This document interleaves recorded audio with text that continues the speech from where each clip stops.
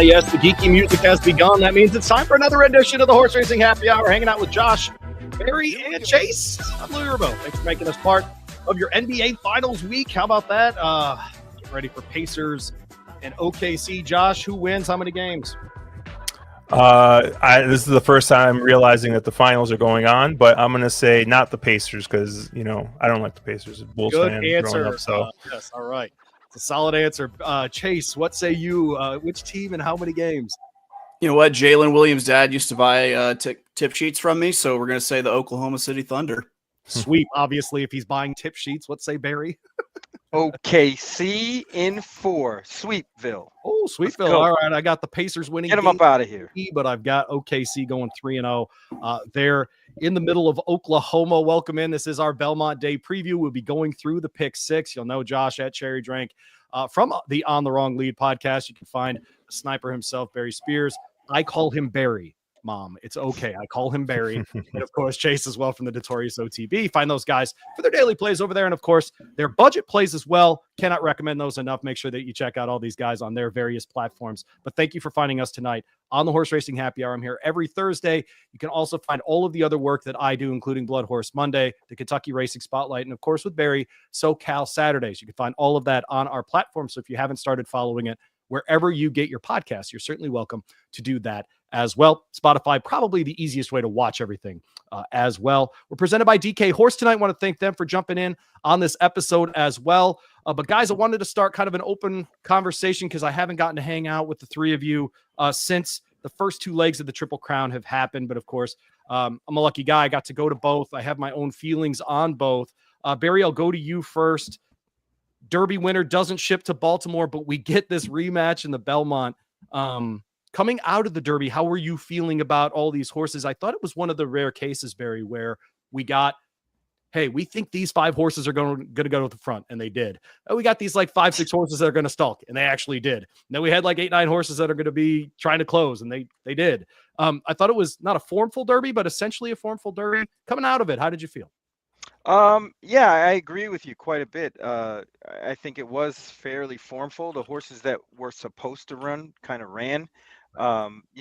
Especially speed figure wise, they really ran up to that, which was surprising because it never typically happens that way. Coming out of it, the Preakness was an amazing race, and now everybody's kind of assembled back together for the Belmont. It should be an interesting race. Yeah. How about for you, Chase? Going into that Preakness, shaking off the anger of sovereignty not being there, how much of a favorite was journalism in your head? I really didn't think that he was going to have the setup. I thought that he maybe had distance questions a little bit, with a little bit of a, less runway to close into. I thought that he might have been like up against it. I thought a horse like Clever Again might be good. I was wrong. I was very wrong. And I think that what journalism was able to do in that stretch drive was one of the more freakish things that I've seen in horse racing. It was so impressive. And, he was the fitting winner, but I was way off from it. I had Gosger across the board, Josh. I'm sure you have very little sympathy for me on that. However, outside of a Triple Crown opportunity at Saratoga, is this the best possible outcome that the Derby runner-up wins the Preakness and we get the rematch of those two? I think so. I think this is a very, very interesting rendition of the Belmont. Obviously it's going to be the shorter distance with it being at Saratoga. So I'm sure there's already the boo birds out there, already putting the asterisks all over everything. But you want to see the best horses race, right? And it's kind of funny. I listen to a lot of podcasts in the gambling space, not just horse racing, right? And I made a post about this actually the other day. 2 separate podcasts I listened to with big followings that do a lot of gambling outside of horse racing. Both of them basically said, I didn't watch the Preakness. It's like the Kentucky Derby winner didn't run back, so I didn't watch it. Sure. And so it was really interesting to hear that because in my mind, I always thought, everyone only watches these 3 races, right? And then maybe the Breeders' Cup if they're really into it, right?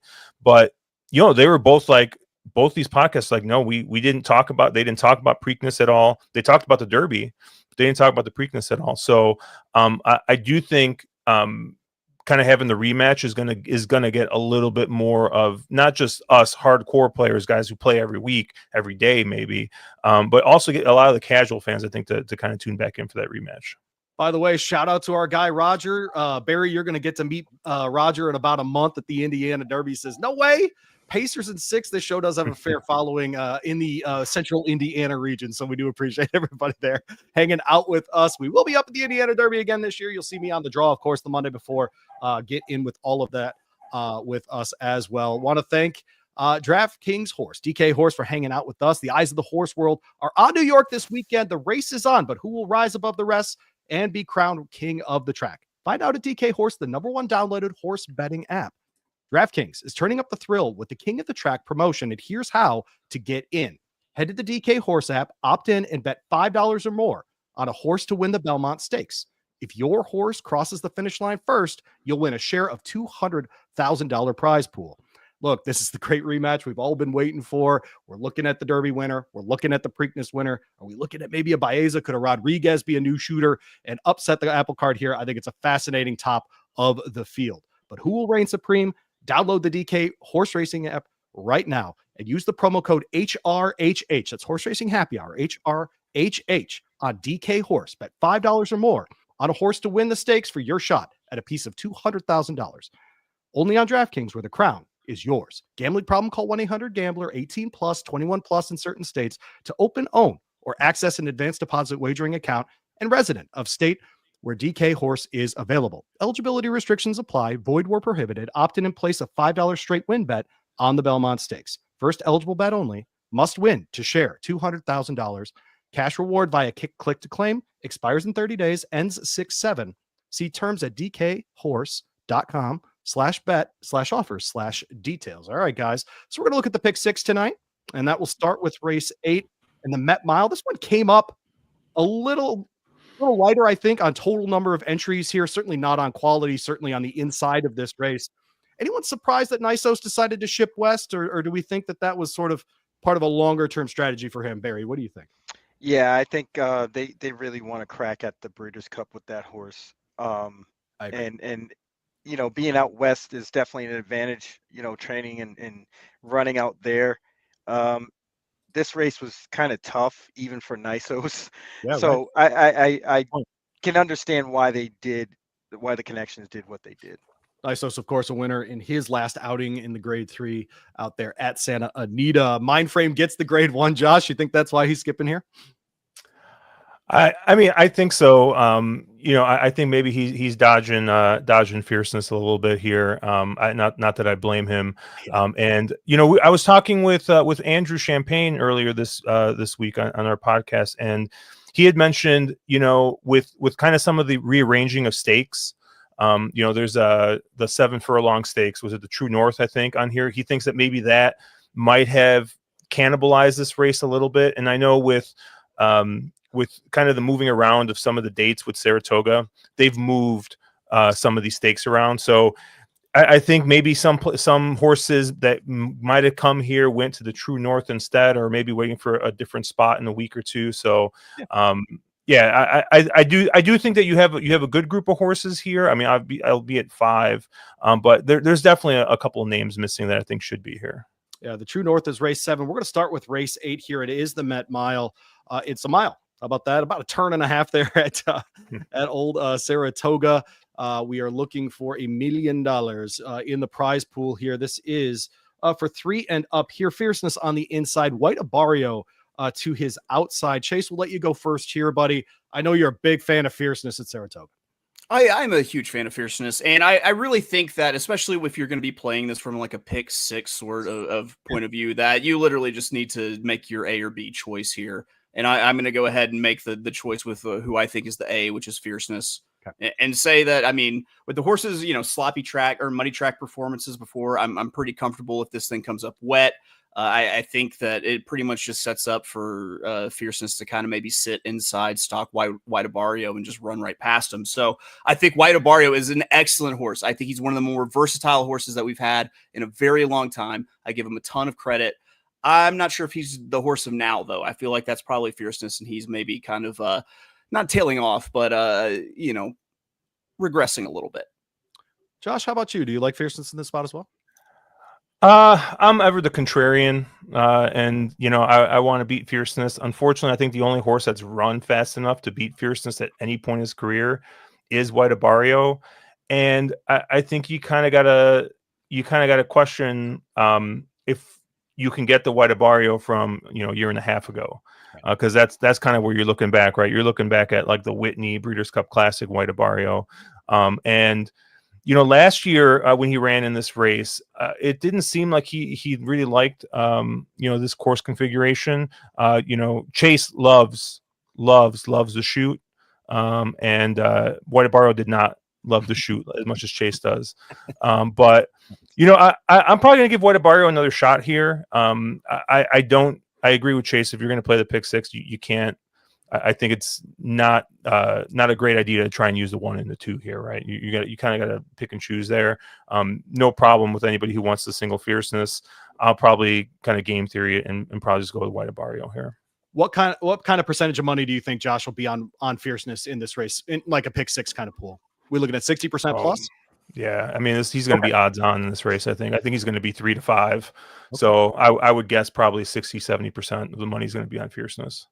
Barry, we saw White Barrio run in this race coming back from the Arabian Peninsula last year. And so it was a little bit different than it is this year staying stateside. The horse this year that we're seeing coming back from a victory overseas is Raging Torrent on the outside. Do you make much of his chances here? He has to be respected because he's probably going to be the pace setter. And I really don't know how fast any of these horses really want to go early. But I would say it would be to fierceness's advantage to kind of push the pace a little bit. Even though White Barrio does like to close in a little bit more than fierceness. But I think if fierceness gets to jump on everybody, first run on that leader, it's good night, Irene. It's an Irene reference on the Horse Racing Happy Hour. He's Barry, he's Josh, he's Chase, and I'm Louie. Thanks for hanging out with us tonight. As the number grows online, you're certainly welcome to comment. We will throw those things up in the chat for you today as well. We move on to race 9 as the boys have fun. Just get your grievances out in public here, people. You don't need to private chat on this thing. Just yell at each other. This is a family, right? This isn't an ugly, unattractive, smelly family. Just get in here, start yelling at each other. We'll make it happen. I don't know about the unattractive part. I mean, I like to think I have my demographic, Louie. Yeah. The J-Fair is going to be race 9, another grade 1 here. By the way, better overall card usually, Belmont Day or Derby Day? Which one are you guys going with? I hate to say it with the word Louisville on my chest, but it's always Belmont Day, man. What? I tend to agree. Yeah. Because the Met Mile always ends up. The Met Mile, man, comes up. Yeah. The only thing is they have moved some of those races to Friday that used to be on Saturday. It was untouchable before they made it a 2-day thing. For sure. Yeah. Like Acorn and, the Ogden Phipps, all that. When those were on Saturday, this was an untouchably good card. Maybe, I think, better than like Breeders' Cup Juvenile Day, even that kind of thing. And so it was a high level. And I still think it's one of the great cards. What happened to the Brooklyn this year, by the way? Did they always run the Brooklyn on set? They're not running it. They're running it, I think, 4th of July weekend. 4th of July, yes. Oh, they moved. Okay, thank goodness. Okay, so next does have something to do this year. Stayed at Turfway, like, what do I do next? The Chafer's going to be race 9, grade 1. And by the way, on this show, we celebrate bougie turf courses. This is the Mellon turf course there at Saratoga. It's like the Widener turf course. You give me a good bougie turf course and I'll pay attention. 5.5 going real fast on this one. $500,000 in here. This is for 3 and up on the turf here. We'll let Barry go first. Who's your sprinter du jour, buddy? Well, this race is, it frustrates me because, I want to bet against Think Big like I did the last 3 times where he's won big. And I want to believe that horse had 2 really perfect trips back to back. And I was trying to find a way to get that horse beat in this race. I may have found it, but I'm not as confident as I would like to be. I think a horse like My Boy Prince really stands a good chance. I like that comeback race on May 3rd. Beat Bold Journey and Alagoon, which aren't the best horses in this race, but it was a great comeback race. And I think that sets this horse up to run big, can be close to the pace, be a little bit off it, I think that's to his advantage. And hopefully he can kind of beat Think Big to that spot and get there. That's really the hope. Think Big has been running excellent, so it's a tough task. I think it's going to be a course that you get every bit of that number on as well. So if you can hit there, I think you're totally correct about that. Of course, that elusive quality that he's referencing there at Aqueduct. The splits early on, 21 and change, 44 and change, 55 and 3. I think those are winning times, Barry. So if you can recreate those at Saratoga, certainly got a shot. Josh, where'd you land here? Yeah, so up until when I first looked at this race, the one thing I told myself is in no way, shape, or form am I going to have any real money through Coppola because that horse has burned me way too much. Then I watched the first 2 days of turf racing at Saratoga, and I'm like, I think I need to have all my money through Coppola because the turf course has just been playing very, very speed friendly, very, very fast. Barry, I'm with you. I'm going to try and beat the two Think Big.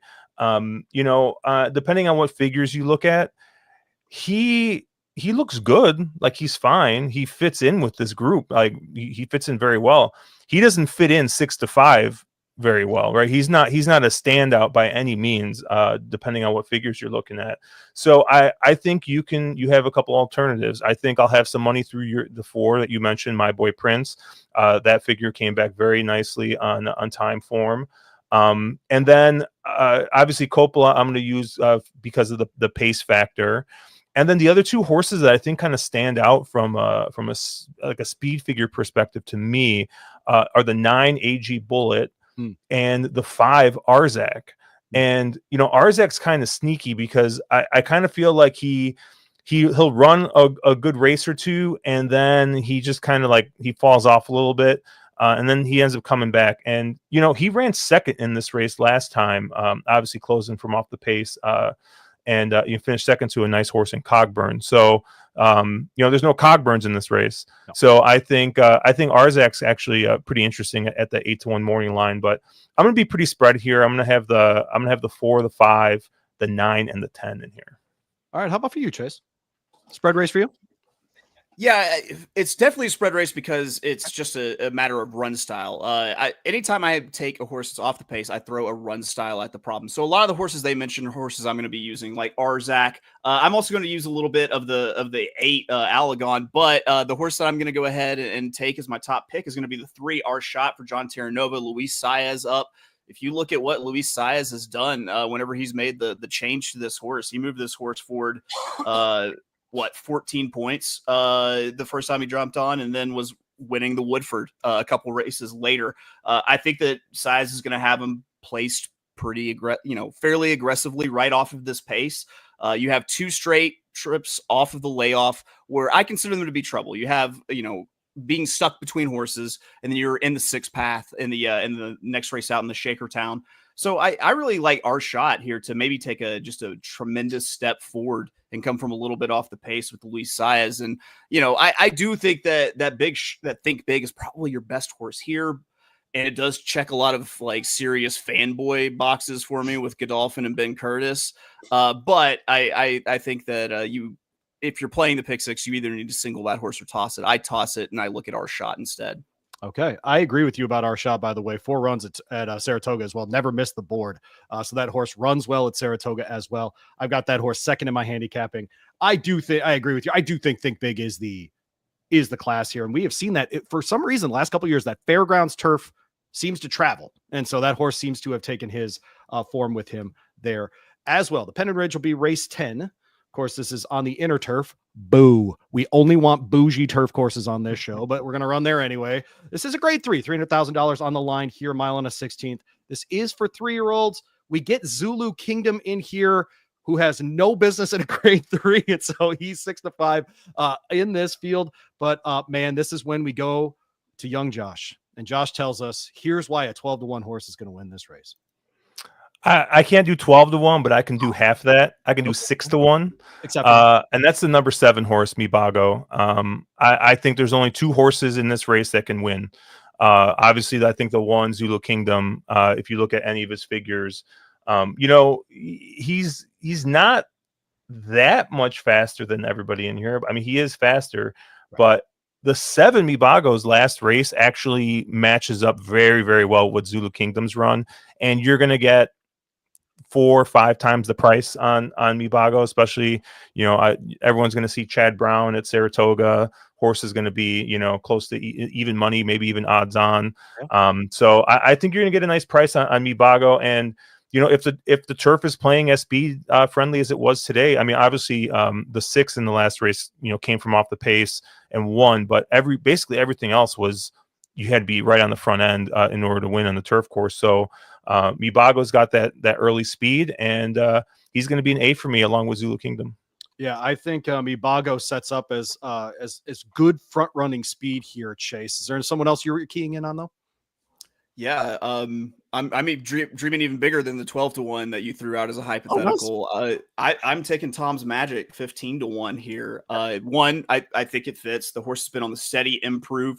Really great workouts leading into this with a bunch of really good 5 furlong works with a nice little 4 furlong leg stretcher right before this race. And if you give me Ben Curtis at 15-1 on the turf, I'm going to take it every single time. If there was an electrical shock that came every time I bet Ben Curtis on the turf, I would be dead from electrical current at this point.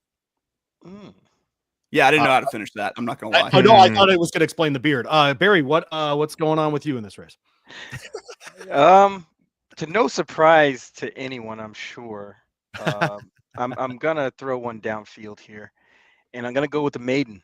If this horse gets in, if this horse runs in this spot, I want to play the maiden, number 9, Noble Confessor. If you look at that September 28, 2024 race where this horse lost to Zulu Kingdom, should have won that day. Got held up mid-stretch. Zulu Kingdom had the best run of all, and this horse was closing like a freight train. Should have beat Zulu Kingdom that day. Then went out to the juvenile turf, got thumped, didn't run all that badly, and was kind of closing in that race. Comes off the shelf May 4th, runs really good, and I think this is the right spot. This isn't the greatest rendition of any stake race, let alone a graded stake race. Zulu Kingdom's probably up against it, despite his last race being the best buyer on the page. It just seems ripe to me for something weird to happen. If Noble Confessor's in, I'm taking him. If he's not, I'm taking Mibago. Okay, I agree about Mibago. The one that I can't figure out in here, guys, is AP Kid, the 2-horse here, off the layoff off a maiden win down at Gulfstream Park. And very intentional, I think, placement in this spot by Todd Pletcher. Interested that he thought that this was the next place for this horse to land. Now, to be fair, when you nominate a horse for a grade 3, I imagine you don't think, who's going to be in here? Zulu Kingdom. I imagine he wasn't thinking that. And so I have to think now he's looking at this as, okay, $300,000 race, go get a check here. I think underneath this horse is really, really fascinating. Any love for the Derby alum in here in Flying Mohawk? I know that he did his Derby qualifying on the synthetic, but before that, of course, we did see him on the turf. He did break his maiden doing that, 3 seconds there. Anyone think he's got a shot here? Yeah, absolutely. I think it's once again a matter of run style. If you're thinking that like Zulu Kingdom, or like I'm saying with the 5, Tom's Magic, you got to put that one in there with it, because this one's actually, the way I projected, should be sitting, in the 2 path, in the clear off of this. You're a little bit discouraged by the performance on a yielding turf surface with the weather that they're supposed to get. You're a little concerned that he didn't perform on a sloppy track, but you have plenty of excuses there. But from a pace standpoint, he's got all the chance in the world. So if you're going to take a pick, play a pick 6, I would absolutely include Flying Mohawk on your tickets. All right, there you go. We'll move on to the next race, of course, which will be the saltiest, I think, of the races this weekend in the Woody Stevens. That'll come up as race 11 here, 7 furlongs on the dirt there. No need for the shoot. We'll run it for $500,000 here. And of course, this is for 3-year-olds. So the undercar, the Sir Barton, the Pat Day Mile of the Belmont Stakes. That's what this race is. Here, some names that everyone who follows horse racing this year should know. Big Truz, Matticat Road, Macho Music, Patch Adams, Citizen Bowl back in here out of his Derby run. Neo Equos as well out of the Derby. Some other interesting horses. Guys, I'll go first here just because I think some long shots are interesting in this spot. I think the 11 and Gate to Wire is one that we've all got to watch. I don't want to forget that Swale at the beginning of February. He comes back here at the 7 furlong distance. I think he's a real problem here. I think the outside gate sets up really well for him as well. Dylan Davis will give him every opportunity on the outside. Only question here is he fast enough? And did he get enough out of that Pat Day mile? Didn't love the slop. If it ends up sloppy, I don't know that I would use him in this spot, but if it's anything better than sloppy, I think he's going to be a factor. So gate to wire on the outside, the son of Munnings, I think really interesting here. Barry, where did you land in the Woody Stevens? Yeah, I'm not going to be too creative here, but okay. I think the two Baffert horses were always meant to sprint. Okay. And I think, in fact, Madicate Road is probably going to be the greatest beneficiary of the cutback, even more so than Citizen Bull, especially in this race, because Citizen Bull was, going a mile and eighth, mile and a quarter, cutting back. Madicate Road, his last race at a mile was pretty good against Macho Music. And I think getting back to those sprint type distances and this 7 furlongs, I think hits him right between the eyes. I doubt we're going to get 10-1 on this horse, but I don't think this horse is going to be favored either. How about for you, Josh? Yeah, so unfortunately, it looks like the 7 colloquial is scratching out of here, and yes, that is correct. And it kind of changed my opinion a little bit. I actually I was using one of my best bets on the day in here on the 1 Big Truz, because I thought that there's just going to be a very, very large amount of speed in here, and if you kind of go through and look through a lot of these horses, you see a lot of 1s. You see a lot of horses that have a bunch of 2s and just never pass horses. And it's just like, these young horses, if they don't develop that ability to pass horses, sometimes you just get a bunch of needed lead types. And Big Truz is a horse that's consistently passed other horses. And I thought he was going to get some good pace in this race. So I'm still going to use Big Truz. I agree with you, Barry. I think if you want one of the Bafferts, you take the 2 Madicate Road. I think he is a sprinter. His 1-turn races look great. His 2-turn races look not as good. I'm gonna use Macho Music here again, the winner of the Pat Day Mile. I don't know if the horse just freaked on a muddy track. Obviously, McLean's Music, tap it on the bottom, that screams mud pedigree. Yeah. Maybe just move forward off that. But that's going to be another horse that's going to be kind of forward. I agree with you on gate to wire.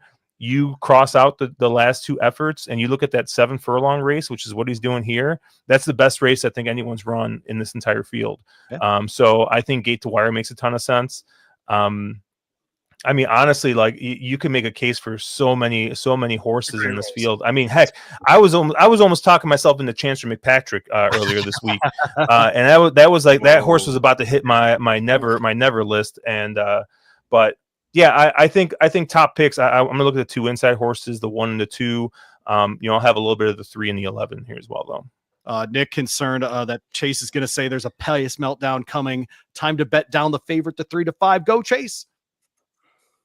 Yeah, I'm going to actually go with the number 8 Gunmetal as my top pick here at 8-1. Or is it 8-1 or 6-1? 8-1. They make the 8-1. The print is so small. I have these terrible eyes. Yeah.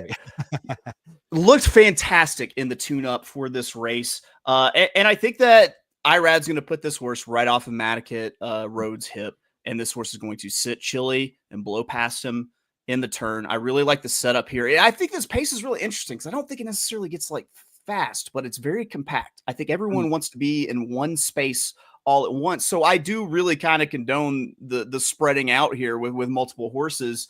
I would look at using like the 4 Patch Adams, the 8 Gunmetal, and I've just mushed the bejesus out of this horse for us. Gate to wire, the 11. No way that horse is winning now, but I like it. I like it too. So I thought you spread out. You take something a little bit off the pace or something that can just sit right off and rate. I'm going to say this out loud, and I can't believe I'm saying it. I think the Derby winner or the Derby alum that's at Saratoga this weekend that has the best chance to win is Neo Equos. I think that horse actually will really like sprinting. I think this is the domestic product of this year, where the horse ran in bigger company before. And I think because I think getting back to one turn, if you go back to what this horse did well, and I know it was against State Bred Company and all of those things, this is still a developing horse. This is still a son of Neolithic. I think he can still step up and get better. Those 2-turn races, if you look at the Florida Derby, this horse had the lead at the top of the stretch, and I get it. He doesn't win the race. To Pan Street, Sovereignty, they overtake him. That's not his job to go a mile and an eighth anymore. His job is to go 7 furlongs. And I think Neil Equos is an interesting entrant here, and I think it's not an accident that Saffie Joseph Jr. has him running in this spot. By the way, Nick comes to your aid here and says, because you crushed the pick 5. That's why we're talking bleep. That's all it is. I mean, yeah. I've been taking a lot of pot shots lately. I'm starting to feel like Mark Capitan. It's all right. How dare you have success? Terrible. We don't want to. Come on, get out of here. Go ahead. What were you saying there? What was the important? Or were you just clutching your pearls? I was just clutching. Got it. Oh, just making sure. All right, the Manhattan's up next. It's another grade 1 stunner. It's a mile and 3/16. And you know where it is? On the proper turf course. That bougie melon turf course at the Spa. Ah, the Spa. We're running for $1 million here. It is a grade 1. This is for 4-year-olds and up in this spot. And Chase, you get to go first here, my friend. I think there are a bunch of different ways to go. Talk to me, Chase. Louie, I really don't like that the fact that when you said the Spa, it gave me like the ASMR tingles, and I'm gonna have to make peace with that later. I think it was just like oh, Louie's got a voice on him. All right, so it's local sports talk radio, baby. That's what that is.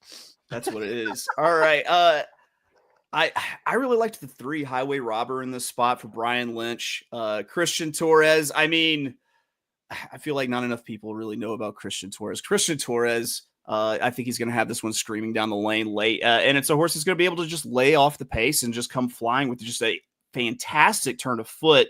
You expected this horse to do by bounce last out in the Turf Classic. After running a stinker in Maidan, comes back to the United States and just rejuvenate form and puts up a 100 buyer speed figure, a career top. We're moving off of that momentum. We got a nice long 5 furlong work, something I picked up from our friend who disappeared, Barry's that nice long 5 furlong work. Strike in Florida.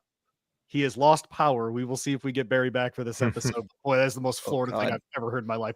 He's texting me, which makes me think he's okay. But yes, it's the most Florida bleep I've ever heard. But keep going, yes. Yeah. Gator done bit that transformer. Yeah. So Highway Robber, I think has, the setup has everything going for it. I was also really interested in Deterministic. People make fun of me for thinking sprints are going to melt down. The real shameful thing, Louis, is the fact that I think that every turf route is going to get wired. And I think that if that's going to happen, it's going to be Deterministic for Miguel Clement with Gator, Kendrick Carmouche. If I want a horse to get out there and wire, I want Kendrick Carmouche aboard. So I thought those were the 2 horses. I think it's a really good spot to beat Spirit of St. Louis. This is the most contra code horse I've seen in a while with that straight up AB pattern. And we're looking at a B here. And I think the horse misses the board. Deterministic. I could not agree more, Chase. I've got that horse on top just because he is going to inherit the lead in this race. And so I do think there's a chance that Kendrick walks the dog exactly like you described. And he's capable too. That's the real difference here. It's going to take a minute to get used to these Clement trainees previously trained by and seeing that gap in the form. But obviously Miguel already gotten a win on the turf course there at Saratoga. And frankly, the most delicate way I can say this is I don't see there being any kind of change in the way these horses are being trained. I think that he only knows one way to do it, and it's the right way. And it was the way that his dad showed him. And I think these horses are very much going to be ready this weekend, like they have been already. Spirit of St. Louis is undeniably classy in this spot, though. And to leave the 6 out here, I think would be a mistake in longer tickets. Manny Franco is going to give this one another good ride. He was spectacular at Churchill Downs in the Turf Classic. The timing could not have been better, Josh. Where did you land in this one? Yeah, so my strong opinion in this race is I don't like the 2 short prices in here, right? The 6 Spirit of St. Louis and the 9 Farbridge. Okay. I think Farbridge wants to go further. I think he's, like a 1.5 mile type horse, 1 3/8. And we're going to 1 3/16 here. I just think that maybe it's a little sharp for him. All of his best races have been going longer. Spirit of St. Louis is just, I just don't like this horse. I don't know. There's just something about it just rubs me the wrong way. Like Chad is a very smart guy. And you mean to tell me that he just had this horse running in these state bred races and just, and he's just like, he's just a state bred horse. And like all of a sudden it's like, hey, this is a grade 1 monster now. Like, I don't know, man. I think he's maybe just found a couple of maybe real soft spots here. And I don't know. I think this is the type of horse you got to try and beat. I think you're getting a short price on this one. So I agree with both you guys on the 5 deterministic. Makes a ton of sense. I like that horse. I also like the 2 integration. So kind of the other 2 logicals in here. Integration, I think, has run a bunch of really good races and has just happened to run into horses like Nation's Pride, Carl Spackler, to name a few. And I think, I think maybe he'll be able to turn the tide on Spirit of St. Louis here in this spot. Highway Robber, Chase, I like this horse as well. Makes a bunch of sense. And I guess one horse that no one's mentioned yet that I thought was interesting, and I have to credit my co-host Andrew Champagne for this one, the 4 Carson's Run. I was just like, he was talking, I was like, dude, like, what are you talking about? Like, I don't see it. And then you look back and he's run 3 times at Saratoga. He's got 2 wins in a second, including winning the Saratoga Derby Invitational last year. And what I was just not trying to think about the weather too much, but we are supposed to get some rain. Yep. Right. Maybe there's a chance we end up on a good turf course, and you end up on a good turf course. You got to start looking, all right, which of these horses have handled the good? And this is a horse that's won on the good turf, going a mile and 3/16 here at Saratoga, and he's 12-1. So I was like, all right, you talked me into this one a little bit. So 12-1. I mean, it shouldn't take a lot to talk anybody into a 12-1, but I'm going to be going against the two favorites in here. I'm going to use a little bit of the 4 Carson's Run. My top picks are going to be the 2 integration and the 5 deterministic. And I'll use a little bit of Highway Robber in here as well. Did you do the Florida thing, Barry, and get your power back on? I don't know what the Florida thing would be for that. I'm just guessing. Yeah, it's getting the generator out. Oh, got it. There it is. Okay. Well, welcome back. We're talking about Manhattan. If you would like to give your take on the Manhattan. Yeah, I'm all aboard the Carson's Run train. Okay. I like that horse quite a bit.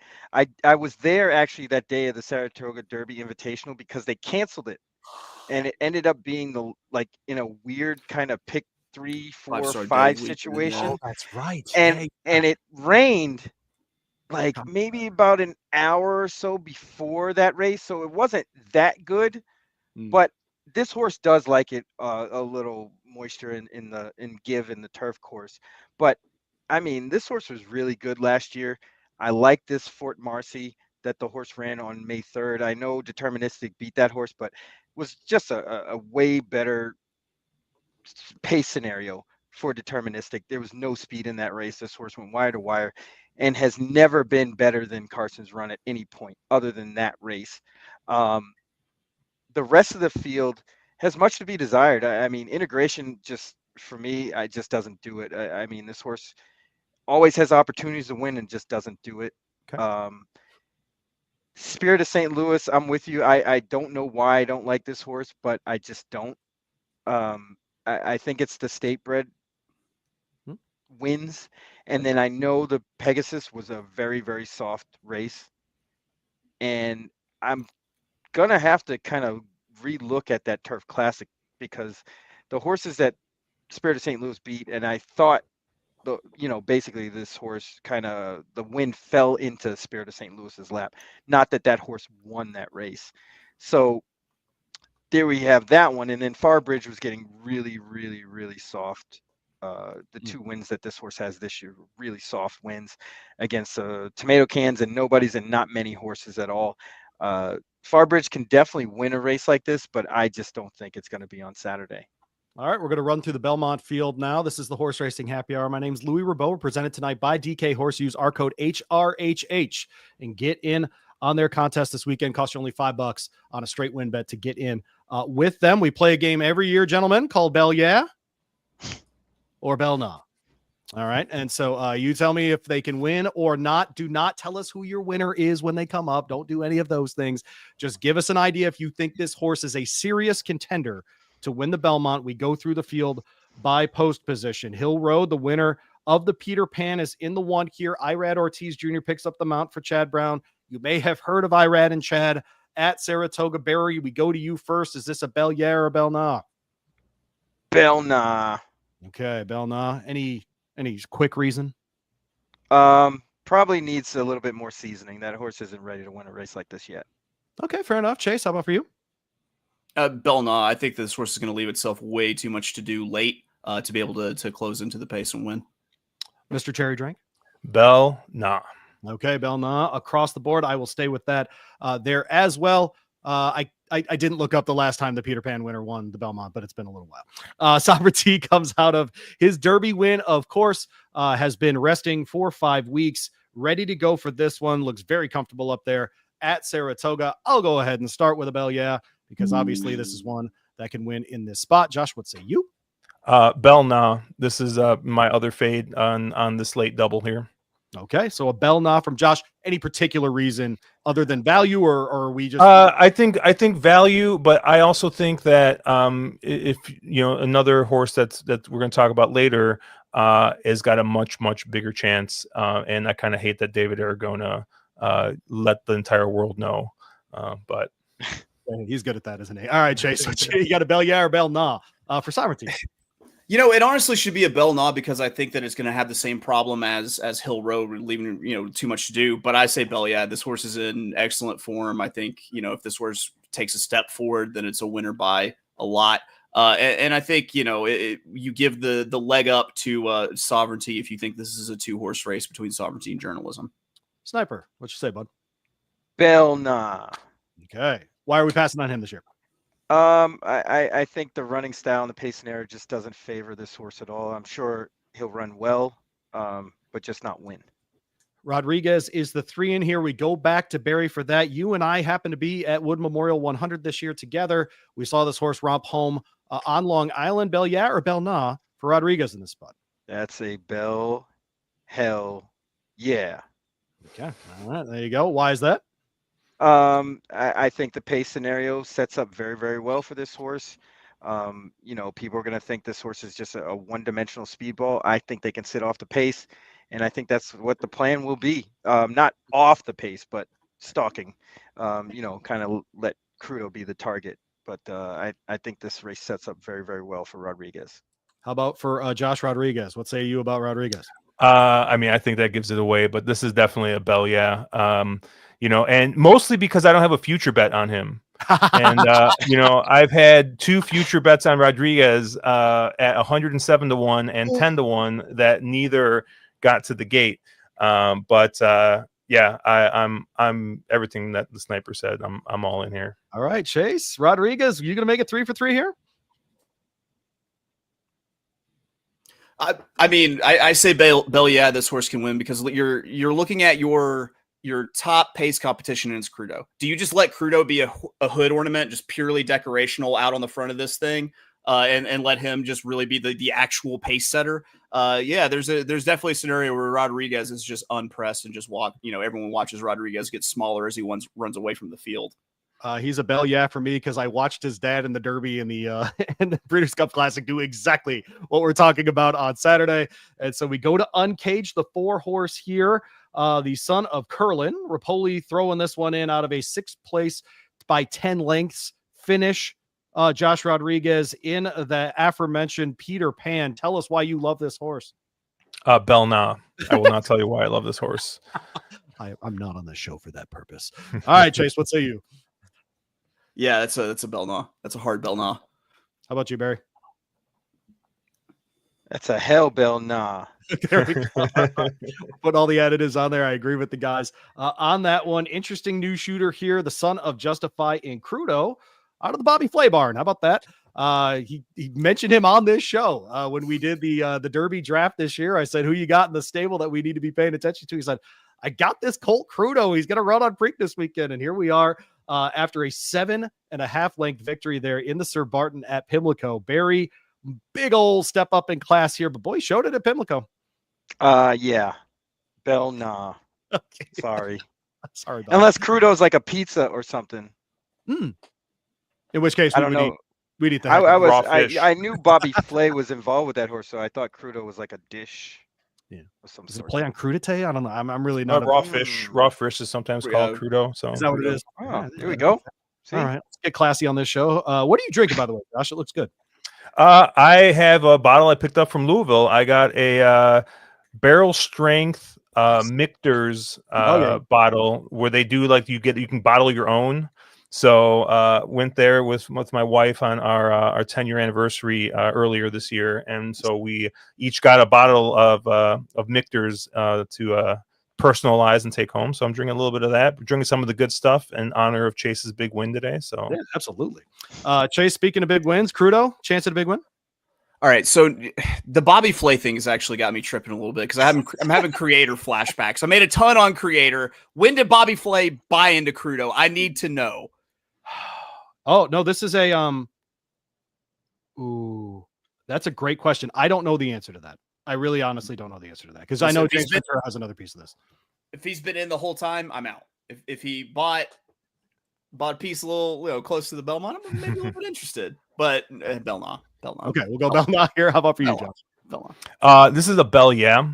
This is more of a B type for me, but we often talk about paces and meltdowns and stuff like that, and people see two real fast horses like this thing's gonna melt, and it's like, no, two horses don't cause a melt, right? Two horses cause a duel, right? And usually one of them puts the other one away and has still got a shot. In case something dumb happens, this track just comes up lightning fast, and he breaks, and Johnny V's very good on the front end. And maybe there's a chance he outbreaks Rodriguez. He gets to the front, and then it's just the two of them down the stretch, and maybe he finds a way. But I think he's got a better shot than maybe most others do. So I'm a Bell Nah, but I love that he's in here. I think this is the kind of horse we need in these kinds of races, and I'm really glad that they entered him here in the Belmont, even if I'm not as exactly sure. He's got a great spot. Baeza finished third in the Kentucky Derby, went back to California, did some workouts, and now he himself is in upstate New York. I threw this horse in my trifecta at Derby because Flavian Pratt told me to, and I'm very, very glad that I did at the end of the day. I think he's a Bell in this spot because I think he's a developing horse. The only question I have about McKinsey's is can they go the distance? And then I already watched him do it at Churchill Downs over 10 furlongs. So for me, he's a Bell in this spot, and frankly, might be the best value outside of those top two as far as overall talent. What say you, Josh Rodriguez? Bell Nah. I think that this is like the wise guy horse. This is going to be the overbet horse, I think, a little bit. Okay. I mean, like if he wins, I'm not going to be shocked here, but I just kind of think that, I mean, in early betting he opened up as the favorite. Like, come on, it's just ridiculous. But not for me. If he wins, I'm not going to be surprised, but I'll be Bell Nah on this one. All right, Barry. Bell Nah. Okay. And I'll give you a little inkling why. Because I think this horse would have to regress and still win. And I don't think that's really a positive thing in this spot. I mean, unless you think this horse can go above his 103 buyer, last out buyer, I just don't see it. It's definitely could happen. But the running style, everything else, this horse still hasn't passed journalism yet. Right. Got beat by Rodriguez before. Not saying he's a bad horse by any means, but I just think he might be overbet, like Josh was saying. Quick pick here for you, Chase, on Baeza. I'll let you go first on journalism. What say you, Bell Bernal? Baeza Bell, I think that this is the horse that's trending up. It's the horse of now. We've had the other horses peak. I think it's Baeza's turn. Okay, let's go to journalism. He's up next, of course, out of the Preakness win, second place in the Kentucky Derby after winning the Santa Anita Derby, the San Felipe, and the Los Al Futurity in reverse order. Chase, what do you say of his chances this weekend? I say Bell Nah. I think of all the contenders, this is the year most likely to fall out of the exacta. Okay, all right. So journalism is a Bell Nah, and most likely to fall out. I like that. 3 races in 5 weeks. Josh, does that affect your handicapping with him at all? No, this is a Bell. Yeah, this is the one horse that I have if I have any faith in any of these horses that have run multiple times in the last couple of weeks, it's journalism, because he's backed it up every single time. And he finished second in the Derby, but I mean, that was still like, it was still one of the best races that we've seen any of these horses run, even though it was in a losing effort. He backed it up at Pimlico. So this is a bell yeah for me. Barry. Oh, this is a hell bell, yeah. I think that he's already proven to be the best horse in this crop. He's asserted dominance very, you can actually see it when he runs. He asserts dominance over these other horses. He knows he's better than them. The only question mark in this race is he tired enough not to win? He sure doesn't look like it on the track in the mornings.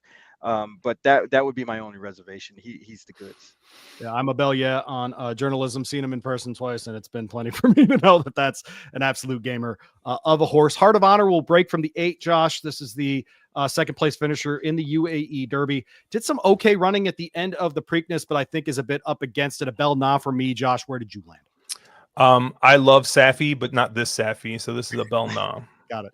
Yeah, that man bun chest hair combination, the finest, of course, in horse racing. Chase, where are you at on this one? Can I be like Bell intrigued or Bell it's complicated here? If you look at the thoroughgraphs, there's toggling. It's okay. Yeah. Yeah. If you look at the thoroughgraphs going into the Preakness, Heart of Honor was actually one of the more competitive horses in this race. Now you look at it, and the horse was fractious, didn't really dig the gating process of Pimlico, off slow, wide the entire time. I have no idea what Heart of Honor can do, but I've had something that's, a pretty reputed source that's telling me that this horse is FAF, fast AF. Barry, that's it. How do you feel about Heart of Honor? I want to say bell yeah, but only under one condition. Talk to me. If the track is wet. Okay. This horse I like that. really trained pretty well at Pimlico when it was raining. Yep. It's really comfortable. That would be the only caveat to me saying yes to this horse. If the track ends up sloppy, and there's a possibility it might. I think this horse can get in the number. All right, everybody, it is time to tell people who you think is going to win the Belmont this weekend. Barry, we'll start with you, and then we'll let Josh go host a more reputable show than this one. Who do you got winning the Belmont, Barry?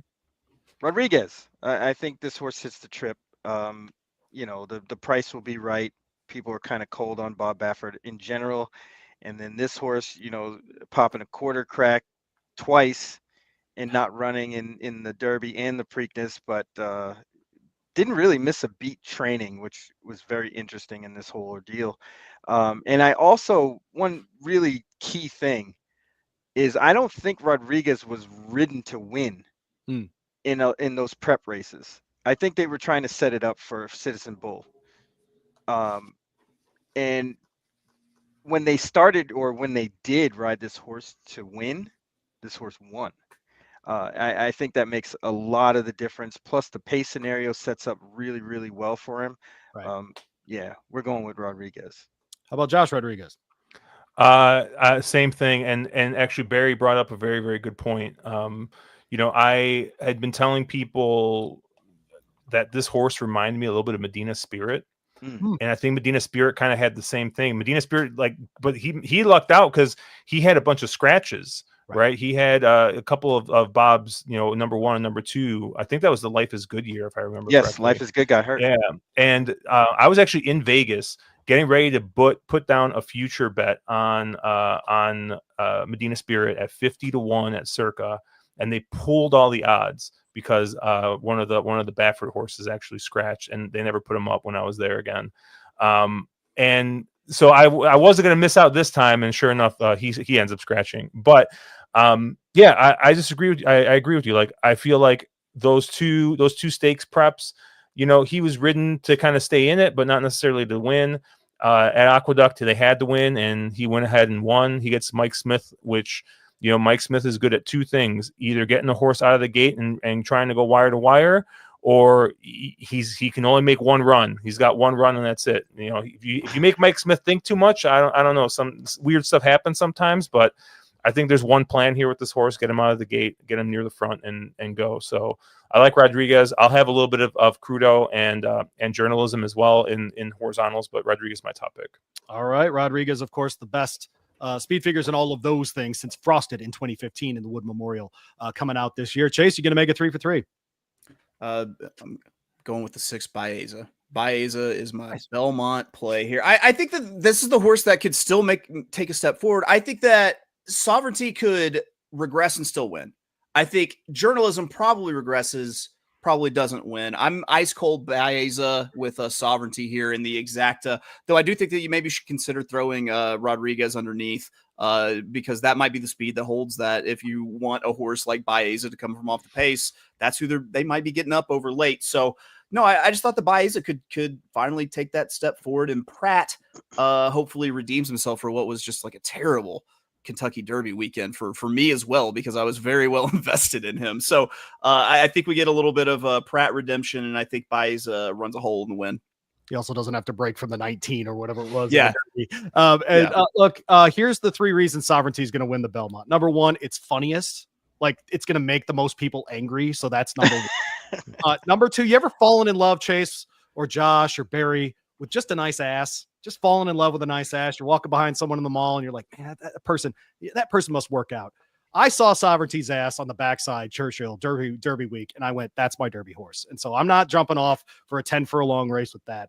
And the last thing is, I talked to Junior Alvarado on Monday, and he is wildly arrogant about this horse, and I love that. So I'm going to go with Sovereignty as my top pick here in the Belmont Stakes.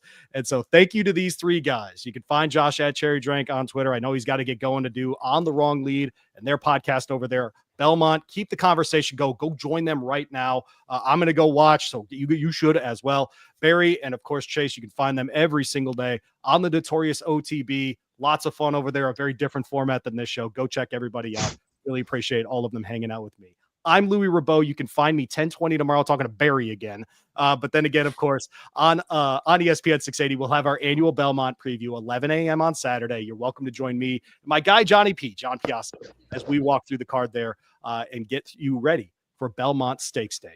For Josh, for Chase, for Barry, my name is Louie Rabeau. Thanks so much for joining us on this show. Happy Belmont weekend to you, yours, whatever else you're doing. Good luck with all your wagers this weekend. Hey, the horses.